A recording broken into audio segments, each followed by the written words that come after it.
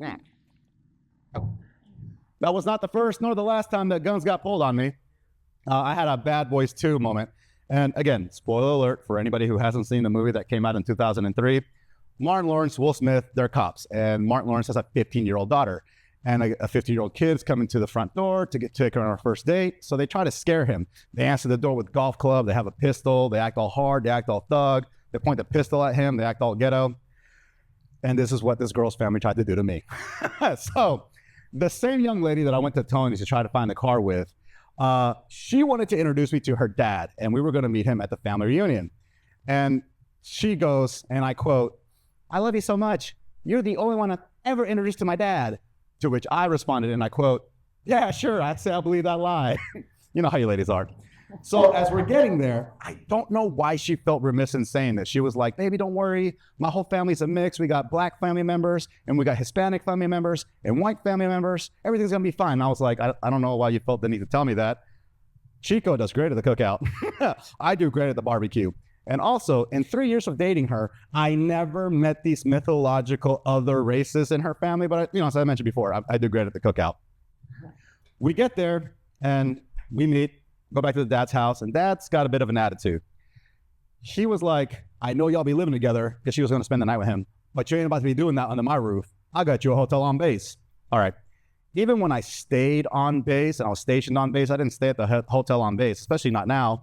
I'm going to be there by myself. It's depressing. It's a power move. So luckily, I had a buddy who was stationed there, and I just spent the night with him and his friends and his family. Another thing about me, Chico's no idiot. I went to the family reunion armed. I had my 45 on me, and I had an $80 combat knife. Now this is not a real knife. This is a prop. I didn't want to bring a real knife to the bar, right? So, right? And obviously, I'm no stranger, right? I'm a little bit of a fucking magician with knives and guns, right? So we go back to the dad's house, and I know that I'm going to drink, right? I know that I'm going to pour myself a Henny. And as soon as I poured it, the dad and the dad's adult cousin were like, "Chico, why don't you come sit with us?" I left the gun in the rental. She was going to keep the rental. The Uber was coming and pick me up. And so they sit me between the dad and the dad's adult cousin. And they're doing that guy macho thing where they're like talking around you, which is fine. I just kept sipping on my Henny. And that's when the dad pulled out his pistol. I guess he was trying to intimidate me or something. So he just pulls it out, points it straight up. And a couple things. One, I could see it on the stock. There was no clip. There could still be one in the chamber. Second, his wife immediately shut that shit down. As soon as he pulled it out in the middle of the living room, she just went on bitching mode. "Put it down, put it down. You've been drinking. Put the fuck down." And you see him like, oh shit, puts it down. Manly. I'm so scared. The grown cousin next to me is like, "It's all right, cuz, I got mine." And he pulls up his shirt, 38 revolver in a leather holster, respect, right? And then he gets right in my face. "Where's your gun at?" Oh.